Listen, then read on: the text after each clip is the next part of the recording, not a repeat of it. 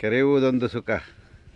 ಏನು ಹುಡ್ತಾ ಇದ್ದೀರ ಹೆಂಗೆ ಮೊಳಕೆ ನೋಡ ನನಗೆ ಹುಡ್ಸಿತ್ವಾ ಸಣ್ಣ ಹುಡುಗರಿಗೆಲ್ಲ ಹೆಂಗೆ ಮಾಡ್ತವಲ್ಲ. ಮಂಗನ್ನ ಮನೆಗೆ ತೆಗೆದು ಮನೆ ಕರ್ಕೊಂಡ್ಬಂದು ಏನು ಹುಡ್ಸಿತ್ತಿದ್ದ ಏನು ಹುಡುಕ್ತಿತ್ತು ಏನು ಹುಡುಕಿತ್ತು ತಿನ್ನೋದು ನೋಡ ಮನುಷ್ಯರು. ಹೌದಾ ಮನುಷ್ಯರು ಏನು ಹುಡುಕ್ತಿತ್ತು ತಿಂತಲ್ಲ ಅಲ್ಲ. ಮೊದಲೆಲ್ಲ ಅಷ್ಟೇನು ಇರ್ತಿತ್ತು.